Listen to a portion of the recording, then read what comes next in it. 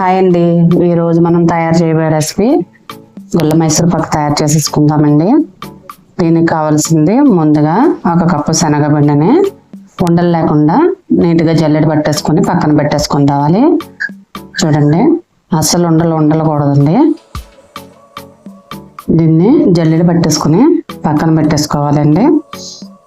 చూడండి, ముందుగా ఒక బాండీ తీసుకొని ఒక గిన్నెలో 1 స్పూన్ నెయ్యి వేసుకొని స్ప్రెడ్ చేసేసుకోవాలి. దీన్నంతా కూడా పక్కన పెట్టేసుకుందాం. దీన్ని కూడా ముందుగా ఒక గిన్నె తీసుకోవాలండి.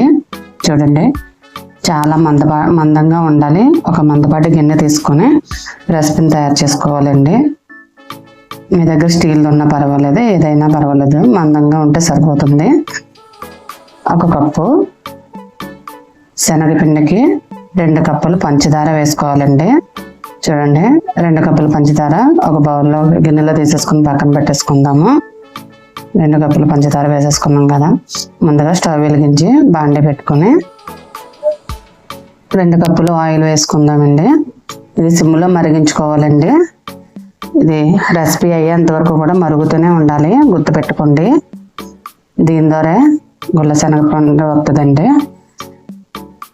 చూడండి, 2 కప్పులు పంచదారకి 1 కప్పు వాటర్ వేసుకొని ఇలా కలిపేసుకొని పాకం వచ్చేంత వరకు కూడా పట్టించేసుకోవాలి మనం.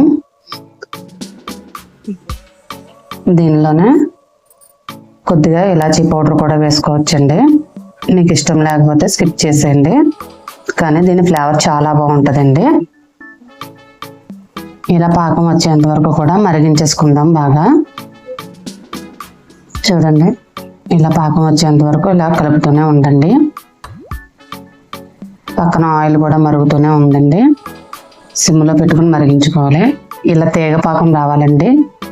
చూడండి, చాలా టేస్టీగా ఉంటుందండి. ఇలా తీగ పాకం వస్తే కరెక్ట్గా మీకు మైసూర్ పాకు వచ్చేస్తుంది. చూడండి, ఇలా తీగ పాకం వచ్చేసింది కదా. ఈ శనగపిండిని పక్కన పెట్టుకున్న శనగపిండిని కొంచెం కొంచెంగా వేసేసుకొని దీంట్లో ఉండలు లేకుండా వేసుకోవాలి, గుర్తుపెట్టుకోండి.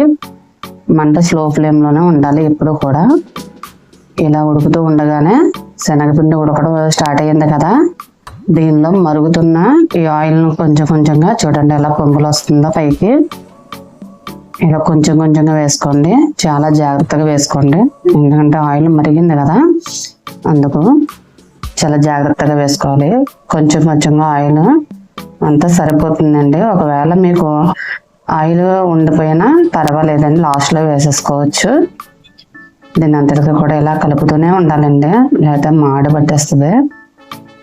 చూడండి, ఇంకో గరిటె కూడా వేసేసుకున్నాను నేనైతే. ఇలా కొంచెం కొంచెంగా వేసేసుకుంటూ తిప్పుకుంటూ ఉండాలా. ఇది సపరేట్ అయిపోద్దండి. చూడండి, ఆయిల్ అంతా అయిపోయింది కదా. లాస్ట్లో 2 స్పూన్లు నెయ్యి వేసుకొని ఒక గిన్నెలో వేసేసుకుందామండి. దీన్ని ఒక 10 నిమిషాలు పక్కన పెట్టేసుకుంటే ఈ బబుల్స్ అన్నీ పోయి ఆరిపోతుందండి. ఆరిపోయేలోపు మీరు కొంచెం తడిగా ఉన్నప్పుడే మీరు కట్ చేసేసుకోండి. మీకు ఏ షేప్ కావాలంటే ఆ షేప్ ముక్కలు కట్ చేసేసుకోవచ్చు. చూడండి, కొంచెం జమ్మగా ఉన్నప్పుడు అది మాత్రమే ట్రై చేయండి. ఇప్పుడు చేయొద్దు, కాసేపు దీన్ని ఇలాగా వదిలేండి 10 నిమిషాల పాటు. మైసూర్ పాక్ రెడీ అయిపోయిందండి. చూడండి, ఇంకా పొంగుతూనే ఉంది. ట్రై చేసి చూడండి ఫ్రెండ్స్. చాలా వరకు చాలా స్వీట్గా ఉండే